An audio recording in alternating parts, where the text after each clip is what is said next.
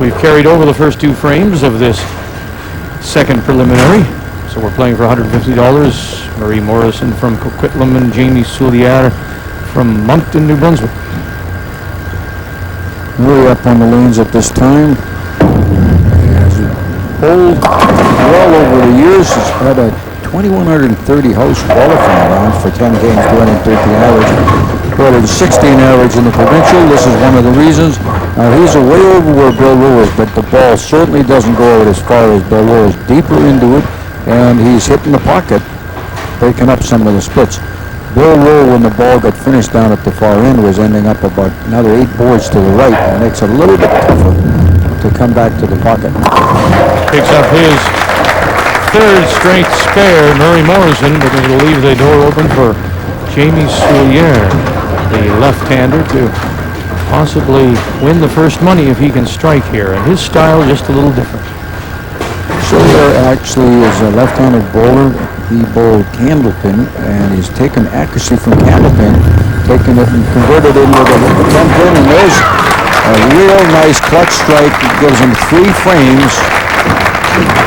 And our ladies champion was left-handed. One of the things you're going to notice here is that his ball is a little bit more consistent. Now he'll go out about the inside of the 10 board, but it goes out to about the 5 and then snaps right back in, and it doesn't get the wiggling or whatever waffling down at the lanes that some of the right-handers are having a problem. Jennifer averaged 220 in the series to win it, had 3 opens in the deal, and she has the ability. Now this one here he's not happy with. Oh boy, he got a lucky break as that 7 bounced back to catch the 4. Back-to-back strikes rolled by Jamie Soulière. He's up by $150, and now the pressure is on Murray Morrison. Well, this is not a happy camper when he let go of the ball, because he's talking to himself there, and then all of a sudden, look what happened. What a break. You see that butt of the pin hit the other one, and then he gives himself a hand slap. This man is a little deeper this time around, got the results at the other end. What a comeback, because he was needing to do that to carry the frame over. Desperate Murray Morrison. I think it's appropriate too. You've got Murray Morrison, M&M in the M&M Pins game. Did you notice that? Boy, I tell you what, that is pretty good. You're pretty good at this time of the day when we're showing all this stuff. Any time is good time to have an M&M, and that. Now you're. Now there you are. Now you're trying. Now I'm trying. All right. Here's an insurance adjuster up here for multi-lane claims, so let's see what happens. Multi-line claims. Oh, that was a bad break. Just didn't kick off the wall for him. Leaves the 10. He's going to claim an adjustment on that particular shot. Corner pin, the 10 pin standing up on the right-hand side.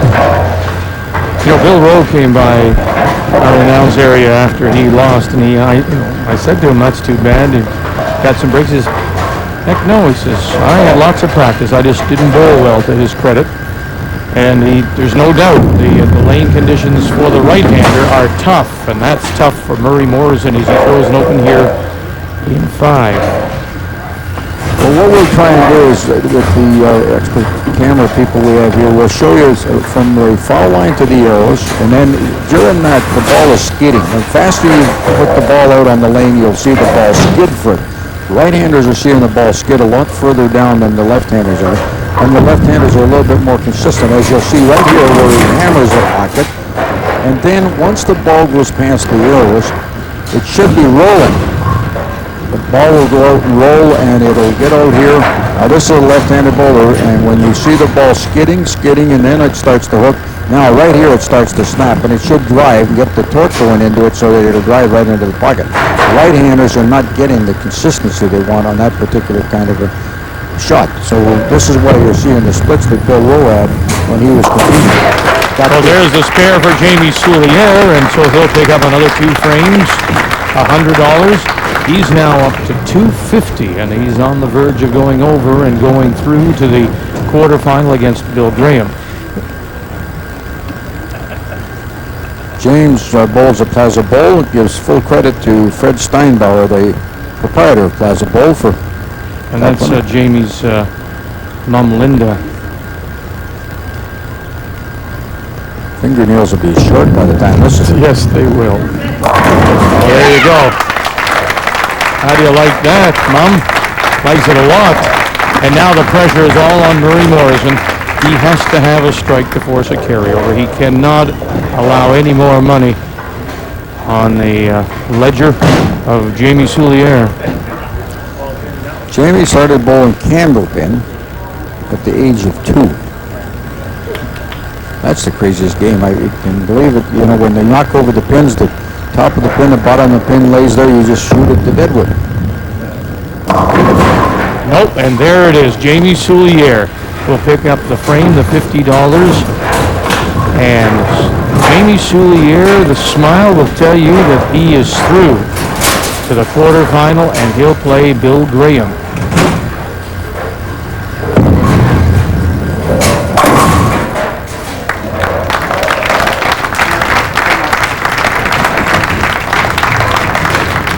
Murray bowls about 10 games a week, 210 average back home at Brentwood Lanes.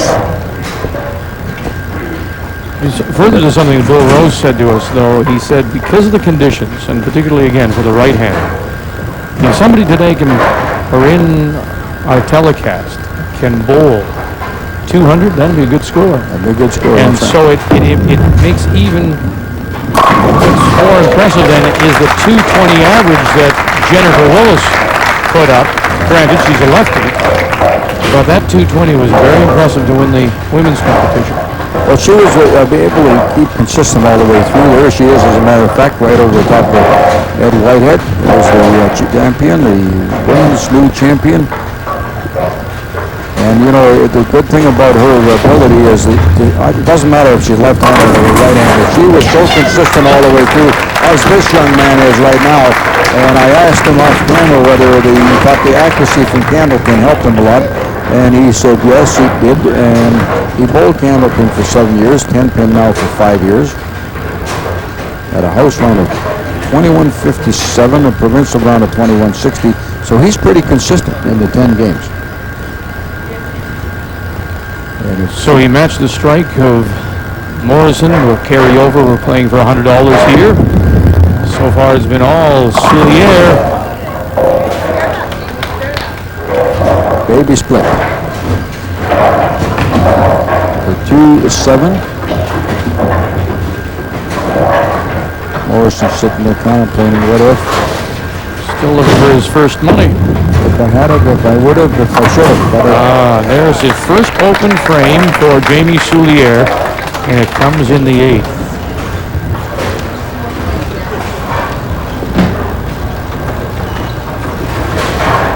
Murray Morrison is a right-hander with a 15-pound bowling ball. He's had 3 perfect games and a 799 triple. Tremendous scoring. Pretty solid at the line, comes right straight through it, got a break, got the strike, got some money to take back home to BC. She's going to be happy. Yeah, his Murray's girlfriend, Penny Shaw, who has competed a couple of times on the in Pins game play. She'll be giving him a word of advice, certainly. Bowled very well in the show, if I remember correctly. Just a little late for Murray, who picks up the $100.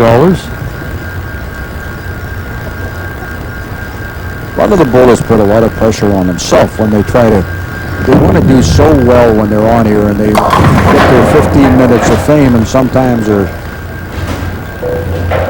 getting the results that they want is tough to come by, and certainly this one was tough with the 4-7 remaining. But he won some money. He had a double up there, 121 in the 7th. Potential 141 right here.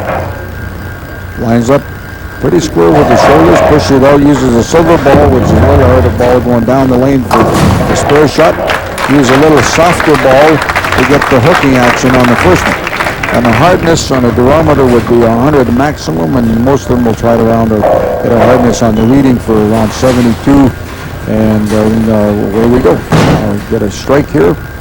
Wins up for a pile of money, and Mum in the background there would be very happy. Jamie Soulier. Oh, now that's going to be tough.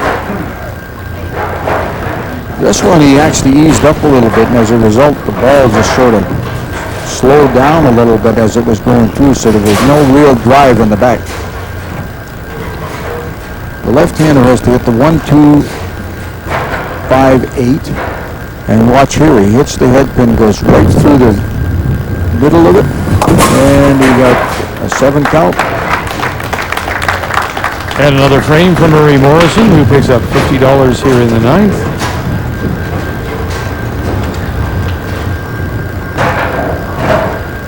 Fortunately for Jamie, he has 6 frames that he needed. The scoring is now switched around a little bit. Boy, it's a channel shot. Now the edges come off, and he got on such a roll. You know, I give him credit for that. I mean, he makes a good comment to Mom. Here he is. It could be an embarrassing moment. He's young, he's risky, and he just made a comment, had a laugh at it. Let's get back at it. This will be a tremendous spare shot. And here he is. You need a strike to get a spare shot. 9 count it is. I remember shooting a 300 game, a perfect game, and then my next ball, I hit my ankle and bounced it all in the channel. You go from the penthouse to the outhouse in a real hurry. I feel like an absolute idiot, but it happens. Anybody that's never thrown a ball into the channel, it's a good bowler, has been very, very fortunate. Some of the best bowlers we've had in our centers have been doing that, because you're playing the angle so far out. Yeah. Murray Morrison, can he close with a final 50? Sure can. So he'll go home with $200. His young opponent, by virtue of getting the frames at the right time,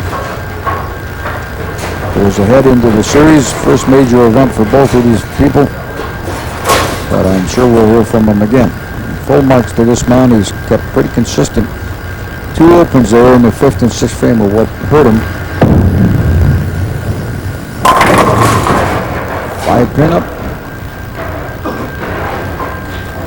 1 split was all it was with the man up in the lane at this time. And the 6th frame, and that was just enough, because that's the time his opponent Jamie was getting 2 doubles. Nice finish for Murray Morrison, but it is Jamie Cilliere from Moncton who wins $300, and the left-hander is through to the quarterfinals. So it will be Jamie Cilliere against Bill Graham, Thunder Bay against Moncton. This is men's 10-pin. It's the M&M's pins game.